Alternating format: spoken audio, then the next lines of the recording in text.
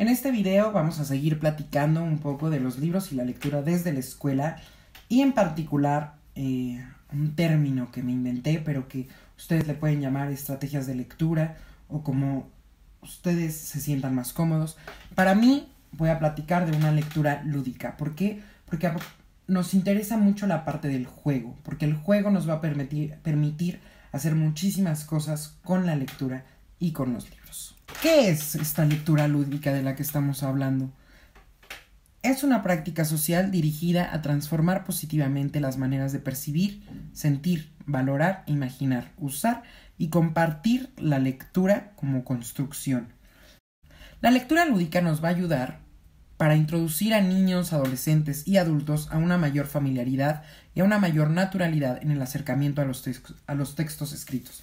Lo que no queremos que ocurra es que el libro se vea como esta cuestión cultural alejada de nosotros, como muy de académicos, muy de pensadores. Es decir, vamos a empezar a pensar el libro como un juego, como un juguete al que todos podemos agarrar, al que no importa si doblamos, es decir, que el libro se use, no que esté en un estante en el que podamos ver de lejos, así arriba. La lectura lúdica nos va a ayudar a transmitir pasiones, curiosidades y ofrece la idea de que entre toda la literatura disponible y entre todo el acervo escrito habrá alguna obra que sabrá decirles algo a ellos en particular. Cada quien, como el gusto por el cine y por los géneros del cine, tenemos también un gusto literario. Nosotros lo que queremos es ayudar a que cada niño encuentre ese camino para que se acerque a la lectura como él decida hacerlo. Las dos partes más importantes en estas estrategias de lectura van a ser el juego y la interioridad. Primero vamos a platicar un poco del juego y de su importancia. En primer lugar, vamos a entender el juego como una actividad fuera de la cotidianidad, es decir, cuando estamos jugando no estamos en lo real. Todo juego es una experiencia creadora, es decir, el juego es creativo y justo por eso nos va a funcionar muchísimo para la lectoescritura. Mientras se juega hay un cambio, un movimiento, un enlace y un desenlace, por lo que cada vez que se juega el resultado puede ser distinto y al final queda el recuerdo como creación. Una de las cuestiones más importantes es que un juego, cualquiera que este sea, un juego de azar, un juego de roles, nunca va a tener el mismo resultado. Ni siquiera cuando juguemos nosotros solos, el juego tiene el resultado igual que el anterior. Siempre va a cambiar, siempre va a haber algo distinto, aun cuando las reglas sean las mismas. Por lo tanto, en este sentido, cada lectura se parece muchísimo al juego, pues da la posibilidad de crear una nueva configuración de la trama y de hacer surgir la propia experiencia del niño. Aun cuando leamos el mismo libro, al nosotros haber cambiado, es algo distinto. Entonces, bueno, esta es la similitud que tiene el juego con la lectura y por lo que cada lectura puede ser un juego en sí. Y todo esto lo que nos va a ayudar es a dar pie a la introspección. La introspección va a venir después del juego, después de que se jugó a ser alguien más, después de que se crearon nuevas realidades, después de que se imaginaron distintas cosas, va a venir el silencio, va a venir un espacio para relacionar esa lectura y ese juego con nuestros propios valores e ideas. Y es ahí cuando puede surgir la apropiación de la lectura para generar una sensibilidad. Si se dan cuenta, todo es una cadena de reacciones y sí es muy importante que haya este espacio, ya sea en el salón de clases o otra de las cosas que podemos trabajar es desde casa, ya que estando solos el niño es más fácil que haga esta introspección. Entonces, bueno, lo que podemos hacer es leer en el salón de clases, jugar ahí, crear este juego con reglas, con limitaciones y de tarea pedir que el niño escriba qué le pareció esa actividad.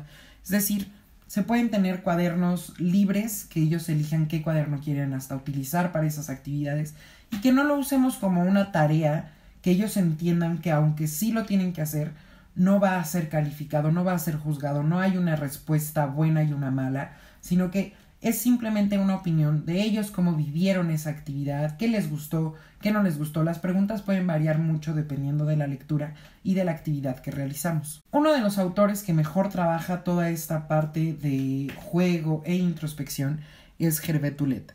Este autor escribe libros que son como juguetes. Y si vemos este video podemos ver que en un inicio él da las instrucciones. Después de haber leído el libro hay una actividad mucho más controlada, mucho más con reglas, pero en algún momento deja libertad para que los niños dibujen lo que quieran, pintan lo que quieran, puedan expresarse, y por lo tanto ahí es cuando, en ese silencio, que pueden ellos encontrar mayores respuestas y hacerse ellos del texto. Otro taller que se basa mucho en esta parte de juego e introspección es Conversando con Palabras, un taller orientado a la poesía y el uso del lenguaje en niños de todas las edades. Se leen poemas diferentes y luego los niños escriben sus propios poemas después de un juego de palabras que se realiza. Aquí vemos uno, si quieren lo leemos. Érase una vez un poema que era un poema que le faltaba algo. Entonces salió de su libro y fue a otros libros para buscar lo que le hacía falta. Buscó y se encontró a otro poema que tenía el mismo caso. Entonces buscaron y al final los dos encontraron lo que les faltaba y se pusieron el cachito que les faltaba. Pero lo que tenemos que centrarnos aquí es en la imaginación del niño, por una parte, y por otra parte, el entendimiento que se tiene de la poesía después de este pequeño ejercicio. Si nos damos cuenta, está escrito, aunque no tiene ninguna rima, sí tiene ritmo, y lo escriben a modo de verso. El otro, por ejemplo, Splash Squash, la fuente dijo shh, cuidadosamente, calmadamente a la fuente. Me dirijo yo, pero el oso me siguió, al compás de la canción. Shh, al compás del reloj. Tic, tac, las 12 ya dio, y al oso, a la fuente, ruidosamente se cayó. Me siguió, al compás de la canción y al compás del reloj. Si se fijan, este poema obviamente ya es de una niña muchísimo más grande, de 12, 13 años. Ya hace rimas, ya hace juegos de palabras, fonéticas. Entonces, bueno, depende del año también y de la edad y de la comprensión lectora. Podemos empezar a pedirles a los niños que hagan distintos ejercicios. Sin embargo, aquí el mismo ejercicio funciona muy bien tanto para niños pequeños como para niños grandes. ¿Quién puede promover la lectura? ¿Quién puede hacer todos estos ejercicios? Cualquiera que quiera construir nuevos lectores, es la respuesta más sencilla. Es decir, una persona que ama los libros en un momento dado desempeña el papel de iniciador, alguien que puede recomendar libros.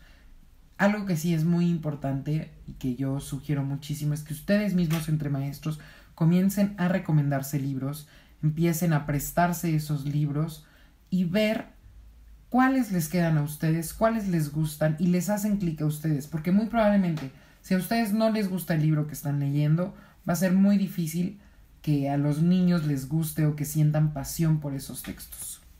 Otra de las cuestiones es que debemos estar convencidos del valor de la lectura. El animador debe realmente apreciar la literatura, la lectura y estar convencido de las bondades de esta. No pedir que el niño lea como uno lee, hay que darles a cada quien su ritmo y su espacio. Finalmente, el animador debe dar libertad y ser el conductor de la estrategia. Suena muy contradictorio esta parte de dar libertad y al mismo tiempo poner reglas y conducir la actividad, pero creo que se puede ir logrando a través de la práctica. Y la más importante, estar abiertos a nuevas ideas, estar abierto a que los niños puedan sugerir, estar abierto a que podamos hacer cambios a lo largo de las estrategias. En fin, sí tener como esta disponibilidad del cambio. Para todo esto tenemos que ser docentes activos. ¿Cómo promovemos la lectura en la escuela? Planificando, desarrollando y creando situaciones que favorezcan la lectura. ¿Cómo? A través de capacitaciones continuas y formación permanente. Nuestro papel como maestros tiene que ser el de vivir la lectura como parte de la cotidianidad. Es decir, sí que haya espacios destinados para la lectura, pero también que siempre haya libros en la conversación, en la clase, que siempre haya libros cerca de los niños. Estas canastas que les sugería hace un rato, con libros allá adentro, pueden ayudar muchísimo. Que nos demos estos tiempos en la semana para platicar de libros que nos gustan, que tal vez no tienen nada que ver con la clase, pero que demos 5 minutos a esas conversaciones pueden empezar a generar cambios ahí adentro. Crear un diálogo en torno a los libros, buscar libros para complementar las sesiones o desencadenar una discusión, usar varios géneros, apoyar en las actividades dentro del salón de clases. Algo muy importante es escuchar a los alumnos. ¿Qué les gusta? ¿Qué saben? ¿Qué desean saber? ¿Y cuáles son las mejores estrategias para aprender? De este modo, nosotros podemos ir generando cambios, ver que sí nos funciona, ver que no está funcionando y ser receptivos. Eso es algo muy importante como maestro, ser receptivo. ¿Cómo seleccionamos libros? Los textos deben ser significativos e interesantes para los niños. Es decir, suficientemente cerca de sus esquemas de asimilación como para que pueda comprenderlo y al mismo tiempo presente un obstáculo para la asimilación. Algo realmente nuevo que requiera una acomodación de los esquemas ya construidos.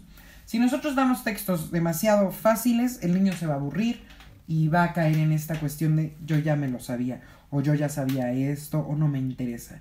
Pero también no podemos irnos a textos muy complejos porque el niño no lo va a entender y va a estar muy alejado de lo que él vive.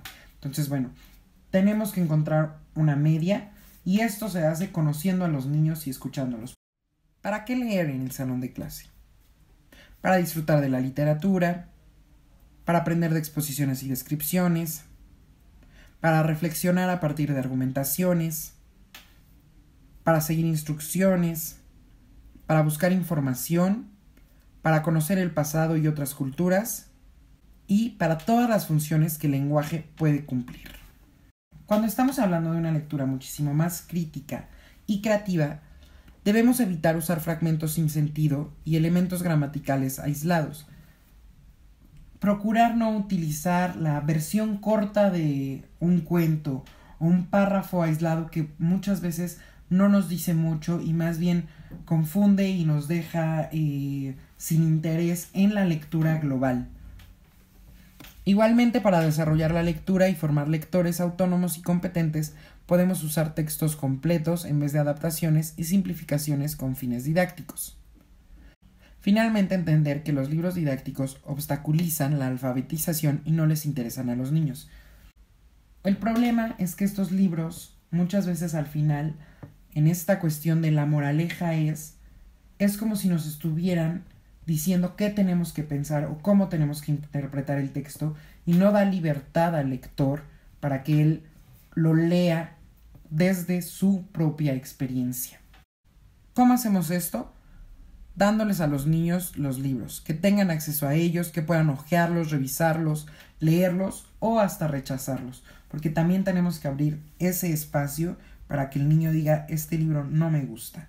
Para esto, la lectura debe ser un eje fundamental de la práctica pedagógica, sin que esto signifique un interrogatorio impuesto hacia la lectura, ya que se convierte en una actividad artificial y carente de sentido, coercitiva e intimidadora.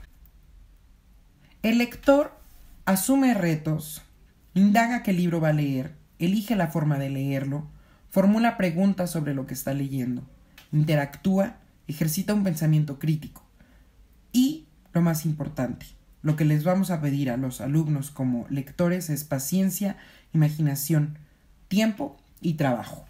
Eso es lo que van a hacer ellos como lectores. ¿Cómo hacer para que funcione?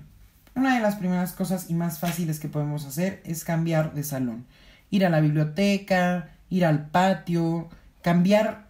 Ese cambio crea una expectativa para los niños. Otra de las cosas que podemos hacer si nos quedamos en el salón es cambiar la luz, usar algunas linternas, indirecta, bajar las persianas o cualquier cosa que se nos pueda ocurrir.